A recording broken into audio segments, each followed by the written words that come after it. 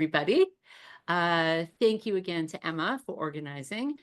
We are coming live from Netanya, from Young Israel of North Netanya. And too bad you can't see the beautiful blue sky outside, but we'll show it at the end or at a different point.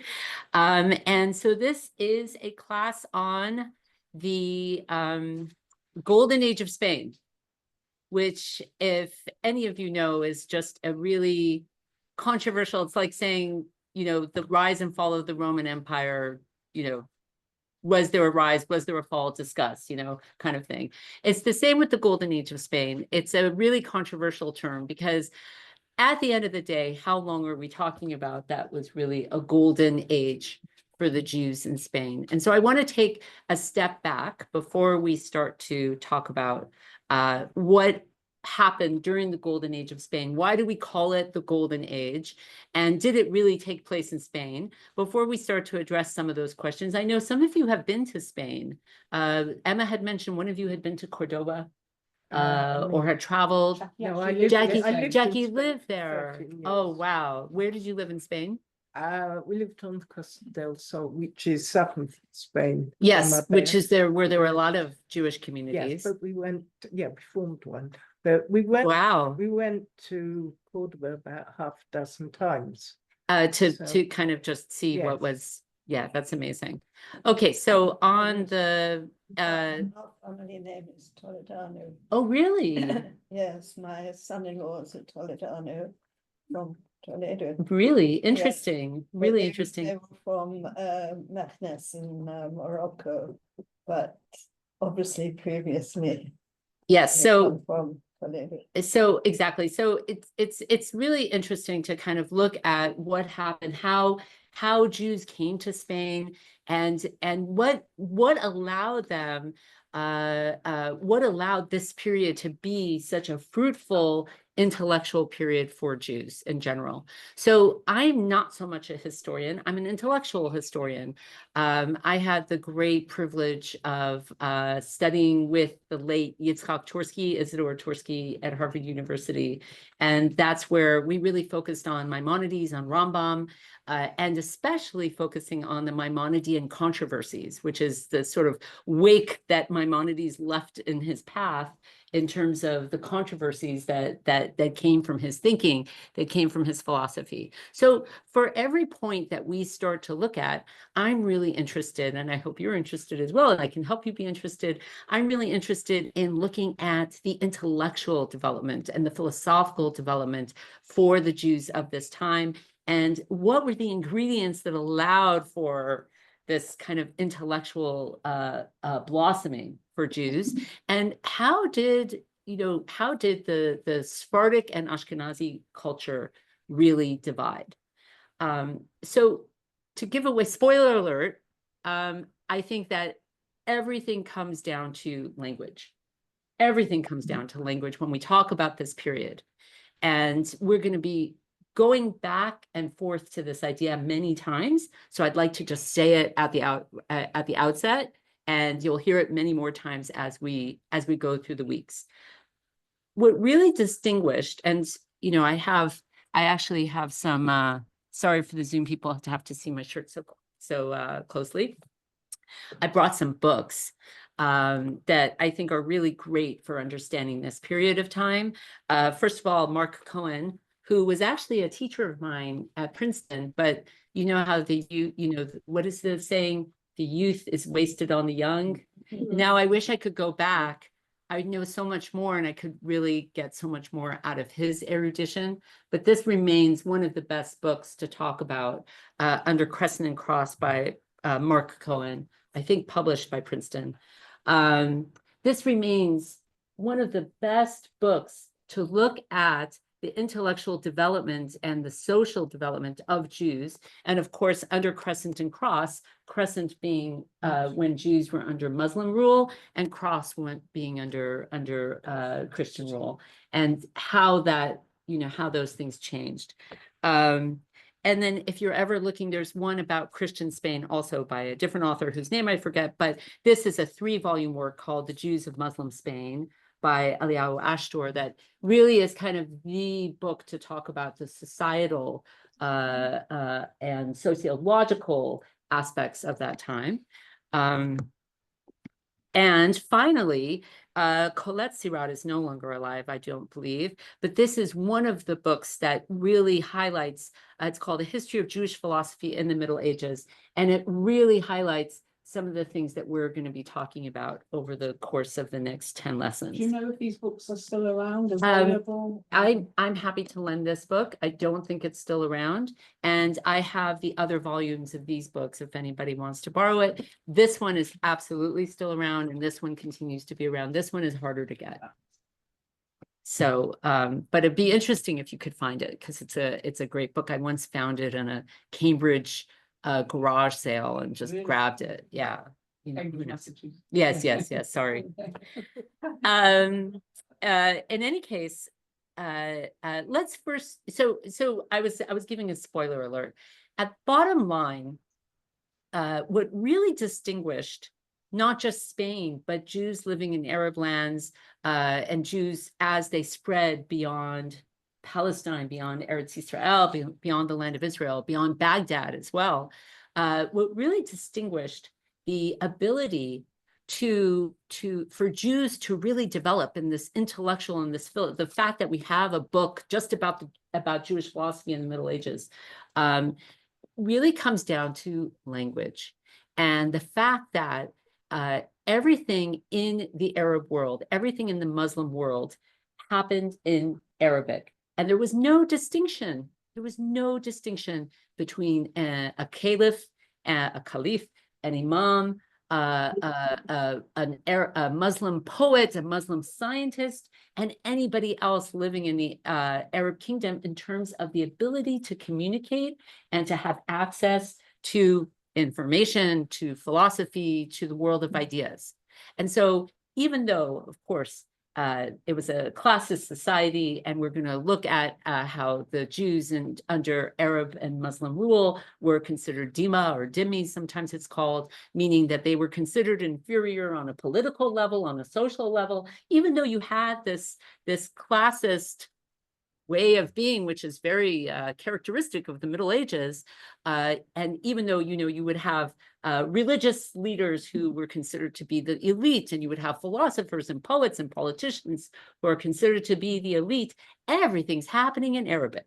Everything's happening in Arabic. So that if you know how to speak Arabic, and if you know how to read and write Arabic, which is two different things, of course, when it comes to Arabic. The written Arabic is different from the spoken Arabic. But once you know how to do those things, then you have complete access, not just to your day-to-day world. Not only can you go to the makolet and the bodega down the street and buy everything that you need, you can also open up a book of poetry, you can open up a book of science, you can open up a book of philosophy, and you understand everything that's happening. And so you have a gateway to this rich world of ideas. And of course, in Arab lands, Muslims at that time, different periods of time, were very interested. They had their own renaissance of thinking. They were very interested in philosophy and science of the ancient world. And so for the first time, we have Arabic translations of Aristotle, Plato, of the great scientists, of the Greek histories. And so all those things are being translated into Arabic. So what does that mean for the Jews? For the first time, Jews are exposed to the entire breadth of ancient knowledge and ancient science. And that's why one of the reasons why you have so many Jews who are entering into who are known as doctors, who are known as physicians, and they become sort of the expert physicians for this period of time. That's all under Arab rule, under Muslim rule. Why is it different under Christian rule, and especially Christian rule in France and in Germany and in different places like that, and in other places in the Holy Roman Empire? Why is it different? Because even amongst the day-to-day Christians, even amongst the regular Joe Christian on the street, let's say peasant Joe Christian on the street, there's a huge disparity between the intelligentsia and the intellectual elite and the regular people. And what is that difference? Latin, exactly. Emma, who also is a translator, so is sensitive. Used to be good at Latin translations, but that was a very long I did. time ago. Oh, impressive, very impressive. That was long ago. So you have this huge disparity. You have this huge disparity because you can go again down the street, get your food from the makolet, get your food from the bodega. You can do your day-to-day you can have your day-to-day interactions with merchants, right? You can run your business if you know basic French, if you know basic German, whatever it is, you can do that on a day-to-day basis. But when it comes to science, when it comes to philosophy, when it comes to the writings of the church fathers, when it comes to the Bible for the regular Christians, when it comes to the Bible, that is all inaccessible. And so you start to see, and my argument would be that that is the linchpin, that is the key to the divergence, both in terms of the rich development of Jewish philosophy and Jewish science and Jewish ideas of this time on the Sephardi side, and the emphasis and I won't say that the Ashkenazim were lacking, because they had their own blossoming of ideas, but it was all centered on Jewish writings. It was all centered on Talmud. So it's not a big surprise. Oh, I'm echoing. I think someone has to mute themselves. I think that should be okay. So it's not a big surprise that on the one hand, in the Sephardic world, you have the poet and philosopher Rabbi Yehuda Halevi. You have Maimonides. You have Abachya ibn Bakuda. You have Chasdai ibn Shaprut. And all these people we're going to get to know. And they are writing, poet Shmuel Hanagid, they're writing poetry, they're writing philosophy, they're writing scientific works, they're writing works on logic, works on language, grammars. And on the Ashkenazi side, and that's happening on the Sephardic side, not to say that they're not also delving into Jewish law and halakha, but in a very different style. Whereas on the other side, who do you have emerging? Rashi, Rashbam, the Tosafot, and what is their focus? Talmud, Gemara, sometimes veering into Midrash, sometimes veering into exegesis, biblical exegesis, but on a very Midrashic level, because their access to knowledge is entirely in Hebrew and Aramaic. They're completely cut off from anything happening outside of Hebrew and Aramaic. And so it's a really interesting thing if you start to trace the differences from that point of view. So now let's talk about the Jewish roots in Spain. And it was hard with those maps. There's a beautiful atlas of maps, and I was able to get it. I was able to get it on the Internet Archive. But now I'm forgetting the name of the atlas, so I'll send it afterwards. But it's a beautiful, these are where all these maps come from, and I should have given credit where credit was due, but I will do that next time. Okay, the first map I want you to look at, this was not the first map I wanted you to look at. Hold on, here it is. Okay, the first map I want you to look at is Jews and Christians in the Roman Empire, 1st to 3rd centuries, okay? And so you can see that there are a few, it's not an easy map to read. And the other problem with this map is that you don't see the number, you don't see the population of each community. But what I'd like you to see is the dark, so there's white and there's sort of cream colored, and then there's almost a brown, a dark color. So in the dark color, you see that, in the dark color, you see where the center of Christianity and Judaism was in the 1st century. And none of this is too much of a surprise. You see that there's Hello, hello. It's Vivian here. I can't see a map on screen. It's still got your hold on first a page of second. Thank you notes for up. letting me know, Vivian. You're One welcome. second. 1 second. Let me just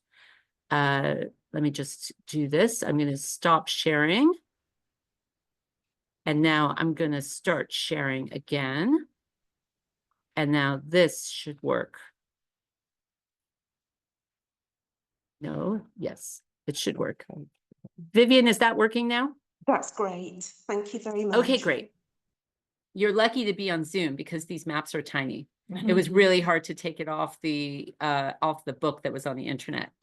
But you see basically how much between the 1st century and the 3rd century, how much Christianity spread between those centuries. You see that that in the 1st century, the main focus, the main area of Christian influence was in Alexandria and also in what we would call Syria. And then it spread, of course, to Rome by the 3rd century when Constantine converted to Christianity. So you had a major spread of Christianity. But what I really was interested in is the tiny blue boxes. The tiny blue boxes are Jewish communities in the 1st century. And I was new to this information, preparing for this class, how we know from the Talmud that after the destruction of the Second Temple in 70, we already had a vibrant Jewish community in Baghdad, in Babylonia. But look at how much, and we also know from the Talmud, we have a lot of Talmudic references to Alexandria as being a major center of Jewish learning and Jewish thinking before the 1st century, before the year 0. We actually have references. This is another class, of course, but we have references to a temple, a Jewish temple called Onias in Alexandria, where the rabbis talk about, it's really phenomenal because the rabbis of the Mishnah refer to this temple, Onias, a Jewish temple in Onias, where sacrifices are offered. And the rabbinic perspective on this temple is it's absolutely fine. It's absolutely fine because they were coerced into leaving. These rabbis and sages and Kohanim were coerced into leaving Eretz Yisrael at a certain point. So they started a temple in Alexandria, which continued to exist after the Second Temple, not for long, but it continued to exist after the Second Temple. But look and see that we have evidence of Jewish communities all the way in Spain, which is so far from the original center of Jewish thought and Christian thought, Jewish practice and Christian practice. We have Christians obviously spreading to all those areas, but also Jews as well. So it's just phenomenal how beyond what you would think would be the Jewish centers, we already have by the 1st century. So I'm going to stop sharing that map, and I'm going to go back to sharing our outline for today.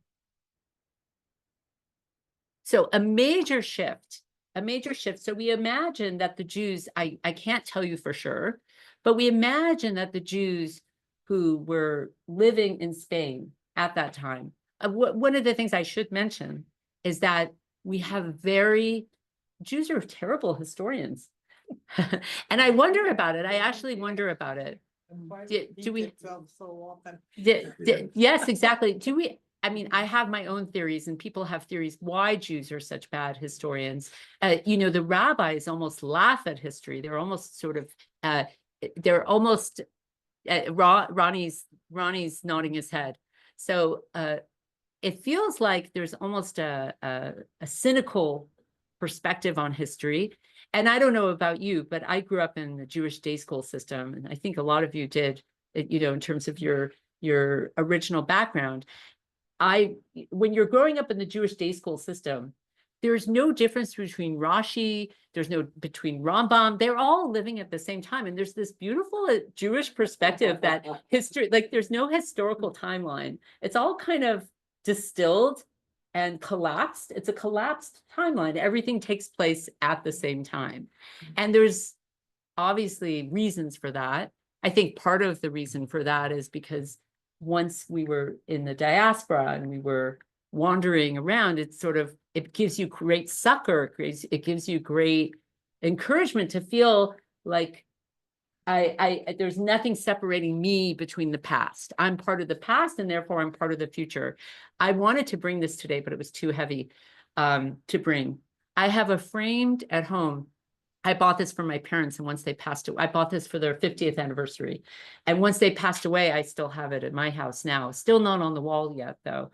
The David Moss Haggadah. I think you've probably heard of it. David Moss is a wonderful artist who lives in Jerusalem.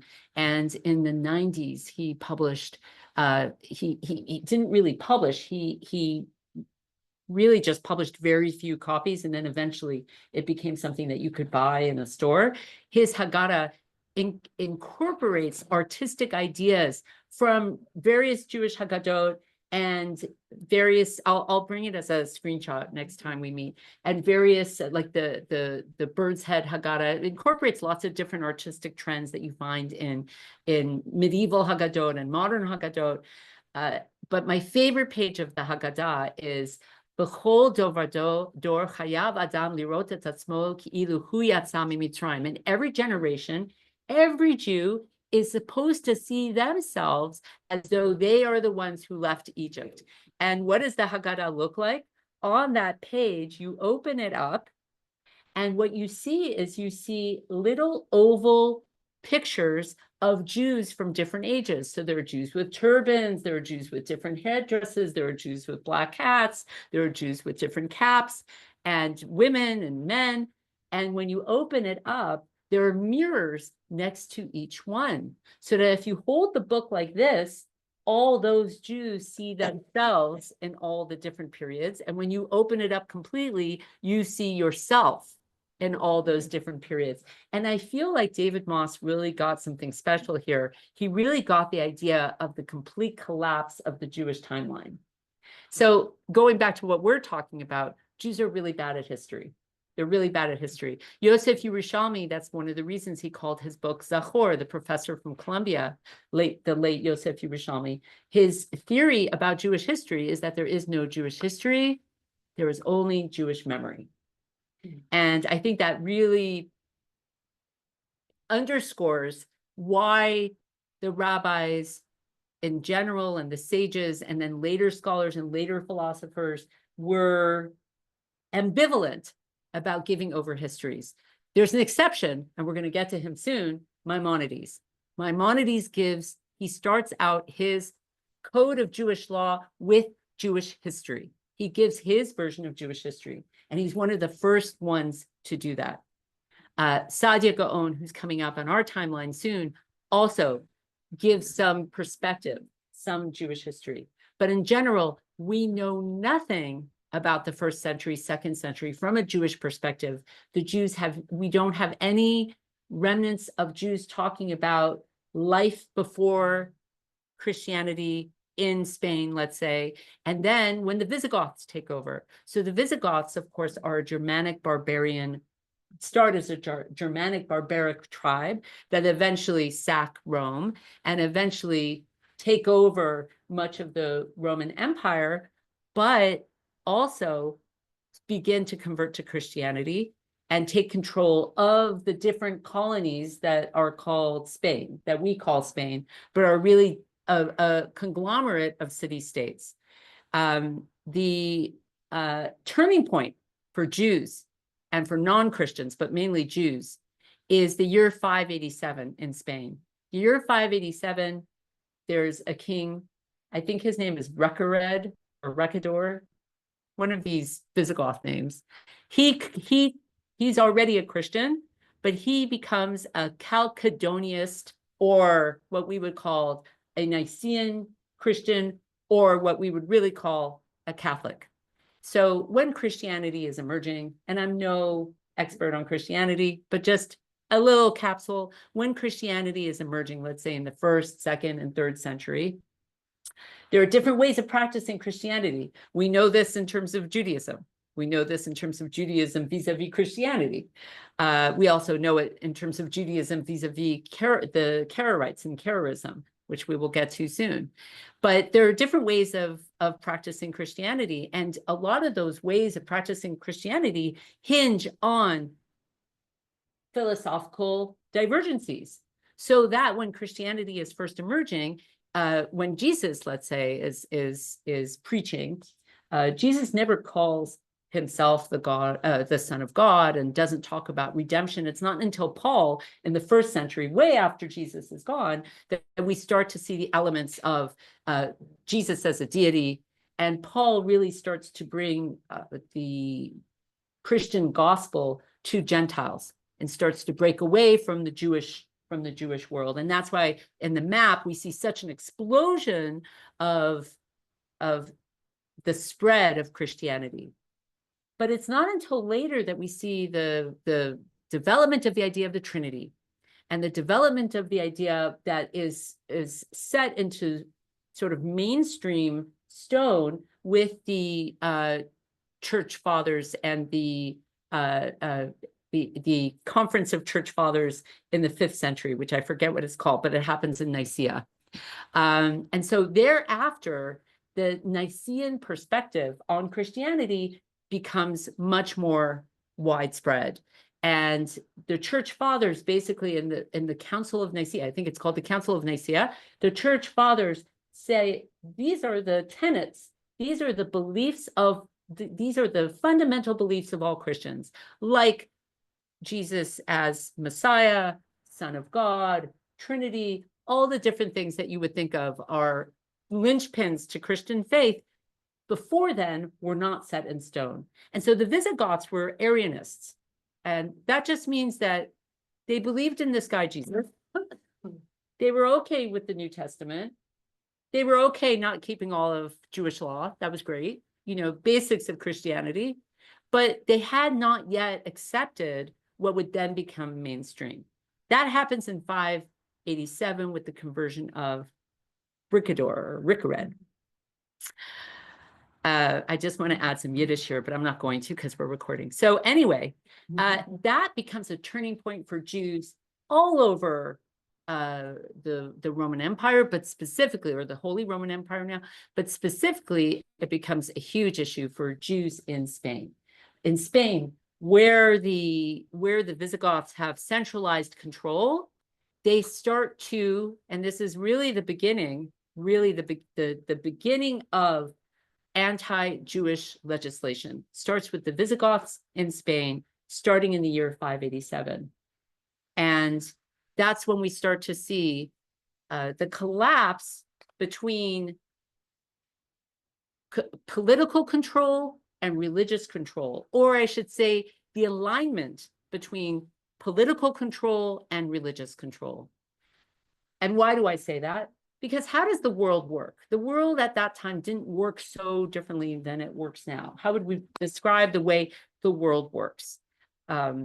If you have political control over a specific territory, then everybody who lives in that territory probably has to pay taxes to you, or probably has to do certain things to support your government and your army, and you have certain laws and legislation where some people are favored over other people. So let's say my Friedman family decides that we're conquering Netanya. So from now on, if you are paying taxes, you're paying taxes to my family. And in return, we will have an army that will protect you. But at the end of the day, I'm only going to let my kids take political control, right? Anybody who's not a freedman will have to we'll have to just continue to support us because we're in control of the area. That's how the world works, right? When the Persians were in control, everybody paid taxes to the Persians, and the Persians controlled certain things like the army. And there was also an elite, a political elite, and there was also just you and me who tried to get by, and the Jews who tried to get by. That changes with the Visigoths. That changes, and why does it change? Because all of a sudden, we see that the Visigoth rulers start to initiate legislation in order to promote Christianity over every other religion, but specifically Judaism. And they're very much inspired by the doctrine of witness. The doctrine of witness is by Augustine, by Saint Augustine, who later became Saint Augustine, by Augustine, who was a philosopher and a thinker and a church father. And he developed this doctrine of wisdom in the 5th century, which basically, what does the doctrine of wisdom, the doctrine of witness say? The doctrine of witness basically says that for all intents and purposes, there should be no more Jews, right? Christianity has usurped Judaism. Christianity is the new Judaism. Christians are the new chosen people. And therefore, if history were really, if history was really unfolding the way it's supposed to unfold, Judaism would just evaporate. Judaism would be gone, because it's so clear that the ideas of Christianity, which were prefigured, which were already prophesied in certain respects in the Old Testament, have now been replaced. So you have a new covenant, you have a new testament, you have a new prophet, you have a new Son of God, all of those things. So Judaism should be gone. But the fact is, Jews are still around. So what do we do? Well, we could kill them all, but people have tried that. It doesn't really work. Exactly. So Augustine comes up with a kind of what I think scholars are still debating the intent of Augustine's doctrine of witness.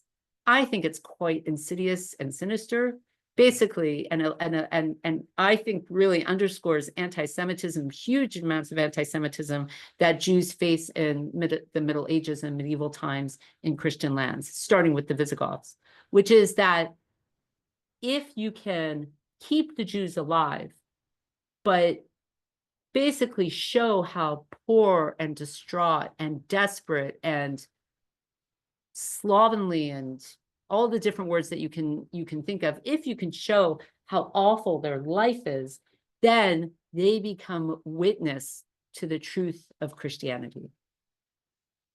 So, in other words, you want just the right amount of legislation to keep them lowly, to keep them denigrated, and to keep them around so that they can continue to be an inspiration for people to become Christian.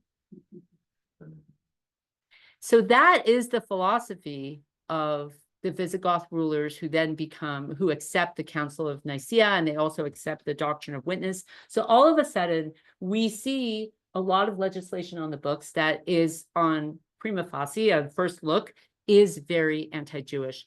For instance, Jews, and this one is an interesting one, Jews cannot own Christian slaves, which sounds like, in our modern year, nobody should be owning slaves. But at the time, as we know in the Talmud, lots of people owned slaves.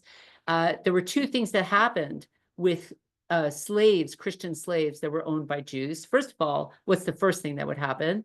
They're very likely, especially when they're freed, when they're emancipated, they're very likely to stay Jewish. So it's another avenue for people to become Jewish. The second thing that happens when you have slaves is that you're able to own land. If you don't have slaves, basically slave culture at this time is cheap labor. That's what it is. Not so cheap labor, actually, because there are lots of rules about what you have to do in order for slaves to be able to function and to live. So I'm okay, actually. I have no water here.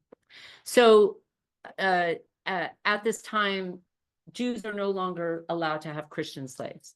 Now, that doesn't sound like such a big deal to you and me. We don't have slaves. But at that time, that meant you couldn't own land.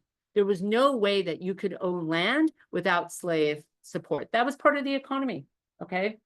But things get more and more detailed, where Jews are not allowed to proselytize. Now, Jews weren't really proselytizing. It's not clear if Jews were proselytizing, but it becomes completely forbidden to become Jewish. Okay, that becomes completely forbidden. And there are all sorts of areas that Jews are not allowed to enter. They're not allowed to enter any kind of ruling party. They're not allowed to accept money from Christians. It becomes quite these are the roots of everything that you know about the Inquisition. The roots of them start with the Visigoth laws against Jews. Now, because the Jews don't write anything about what's happening at this time, The only thing that we're able to know from public records is it's unclear how much society kept these rules. Were they just on the books? Kind of like you have rules on the books. I'm sure there are lots of, like, you know, there's a rule in the book in Netanya that you're not allowed to park in red and white, but everybody does, right? Right. So how often are rules on the books and they're not ever It's about enforcement, they're actually. not Yeah, ever enforced, Yeah. right? So we don't know, but we do know that this is the beginning. The Visigoths can be proud of the fact that they set the template for anti-Semitism, basically. Is there anywhere else that was paralleling? Sorry, that's not an English word, the Visigoth edicts, like because they were connected to Rome, is this also happening in Rome? Yes, yes. So there was a parallel. Yes, absolutely, absolutely. But we see a central aspect of it in Spain, a centralized aspect in Spain. Now, so the way things worked is that, you know, different governors had different abilities to promote ideas, but it seems that in Spain, the fervent way Nicene Christianity has now replaced Arianist Christianity, and it's become much more Catholic. We see a predominance of these laws and rules, but again, we don't know how much they were enforced. So, but you see the seeds of some of this happening. Did Jews leave Spain? Not that we see. There seems to be some evidence for pogroms at this time, but not enough for the Jewish population to completely leave the area. We don't see a mass exit from the area. They were still involved in commerce and banking, Not so much. Not so much. It's not clear. but there wasn't a law for them. There was, Okay, yes. banking. There was, again, it's unclear how much it was enforced. Right, okay, but it's on the book. If they couldn't own land, were they forced to live in like ghettos? I mean, ghetto hadn't. been We do started have, yet, but- there seems to be some evidence that there were Jewish areas that Jews could not live past a designated area. But on the flip side, Jews also enjoyed that designated area because they Yeah, wanted to have protection. facilities. They wanted protection from the outside. So it worked both ways. So we don't have the exact template of the ghettos that we see emerging in Europe later. Do we know what they're living from if they haven't got land and they can't? So that's the thing, we don't have a lot of evidence in terms of, we do know that the merchant routes were still alive and well, that Jews were still, there were Jewish communities that were still prosperous, and the route between being able to speak to each other in Aramaic and Hebrew and all of those things. And there are Jews already who are speaking Arabic. There are Jews already in different areas as Arabic is emerging as a kind of substitute to Aramaic. In a lot of different areas, Jews are speaking Arabic. We know that by the 9th century and the 10th century, Jews all over what then becomes Islamic lands are fluent in Arabic. And we have the first, Saadia Gaon writes the first translation of Tanakh into Arabic, into Judeo-Arabic, which means Arabic written in Hebrew letters. And so for a translation to already take place just a couple of centuries later gives you an indication of how immersed Jews then became. So with the rise of Muhammad, with the rise of Islam, the Visigoths are really just quite suddenly taken over with the swell of Islamic rule, of Arab and Islamic rule over much of the area that we had just looked at, and including Spain. And so the Christians themselves, starting with the Visigoths, but then the Christians who were in Spain especially. And what's interesting is that today, people have very short memories, and they don't realize that culturally speaking, there are religious groups or social groups that hold on to memories for a very long time. And so there was a Christian notion that the Jews had let the Muslims in, had let the Arabs in through a back door. It reminds me a little bit of what we have up in Zichron Yaakov. Zichron Yaakov is the basis for the Neely group. The Neely group was a Jewish secret group that promoted British rule of this area of the Ottoman Empire. They were trying to help the British conquer the Ottoman Empire. And so we don't have Jewish sources for this, but there are Christian sources that claim that Jews helped the Arabs, helped the Muslims take over Spain from the Visigoths and take over this whole area from the Visigoths. And you can understand that there might be some truth to it, either from the Christian perspective of saying, well, if we're going to make life horrible enough for people, then they were probably courting the enemy, so to speak. And it could be true. It could be true that when the Muslims sweep over this area, the Jews certainly were not against it, right? Because it has to be better than Christian rule. And we do know from sources that the Muslims felt more trust towards Jews than they certainly did towards Christians.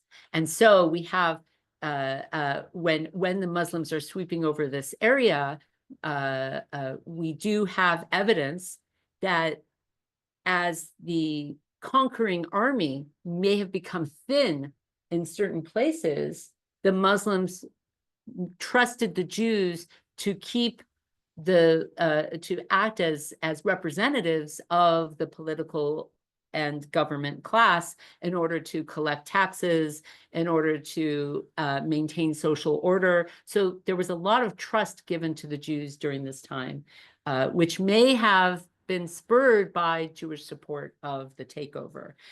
So much so that when the Inquisition gets into full gear, Christians will say, we remember what happened. We remembered what you did. We remembered that you were traitors.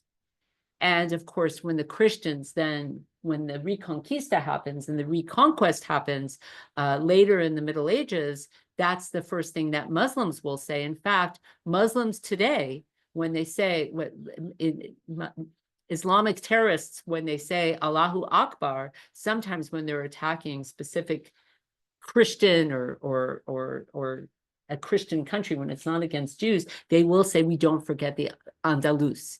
We don't forget Al-Andalus. And so things that happened so long ago, centuries ago, are ingrained in the religious memory of many, many people. But the Jews and the Muslims were able to get along at this time for a period. For a short period of time. Yes, for a short Because period their of time. religions were very similar. And Yes. the practice of their religions Yeah, is very similar compared to like Catholicism, which was a totally different method. That's exactly right. So, yeah. Why do you think then it was a short, it's very interesting, thank you. Why was it only a short period of time that the Christians and the Muslims were okay with each other? Jews and Muslims. We're okay with each other? Yeah. So I believe, and we're going to get to it in next class, but I believe that a lot of that had to do, and it's not me who believes it, but what clearly happened was the Jews again became victims of political and military unrest.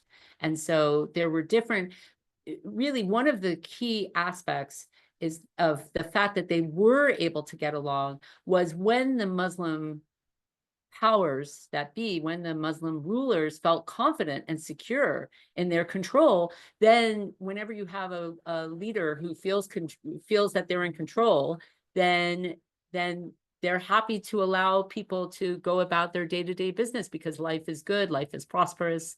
And so we have a period of time and when the caliphs were strong and they were in control and there was no threat to them. As soon as there are threats, then the first victims are the Jews, and in this case, the Christians as well. So we have also the Pact of Umar that emerges from this time. And I wrote on the sheet, it's 7th, 8th, or 9th century, it's unclear. But let's say we really don't have references about it until the 9th century. The Pact of Umar, as opposed to the doctrine of witness, and as opposed to the Visigothic legislation, the Pact of Umar granted Dima status. Dima status basically was what we talked about at the beginning of class. Dima status basically articulated that we are ruling now. It doesn't mean that you have to become Muslim. It's not like the Visigoths that collapsed and connected religious leadership with political leadership. The Muslims were much more like things had been in tribal times. You're living in an area run by my tribe, so you give taxes to me, and we're obviously, we have control over you, but you can go around, you can continue your day-to-day, just like life was like in Babylonian times and in Persian times, and for the most part in Roman times as well, till Christianity took hold. So just you do your day-to-day, you do what you want, but you're dhimmi. You're dhimmi, which just basically means you're not a freedman, you're not a Muslim, but you're fine. You can continue doing what you want. There are some disabilities associated with, perhaps later on, I don't Yes, know. yes, you go ahead. Well, getting off the pavement if somebody comes Yes. by, and I think dress code, I'm not sure. So dress codes definitely emerge, and dhimmi is described in different ways at different times and in different places. So in the most cosmopolitan place like Spain at this time, you don't have a lot of those laws being enforced. But for instance, Christian churches and Jewish synagogues are not allowed to be taller than a mosque. They're not allowed to be repaired. They're not allowed to be enlarged. Sort of reminds me of some US policy about the settlements, right? You can't, people might be population may be growing and you want to expand Young Israel of North Netanya, you're not allowed to. But we in fact find evidence that Young Israel of North Netanya is expanded. So how much of it is enforced is a really good question, and in what areas it's enforced and what areas it's not enforced. So I think that's a good place to stop for today. Next week, we're going to look more. So now we're going to really enter this period and especially look at how Mark Cohen distinguishes life under the crescent as opposed to life under the cross. And I'm also hoping that next week we meet Saadia Gaon. And Saadia Gaon, of course, never was in Spain, but I think that if we're really talking about what the golden age of Spain means, we need to start with someone who exactly is emblematic of the type of free exchange of ideas that we spoke about at the beginning of the class. What about the number of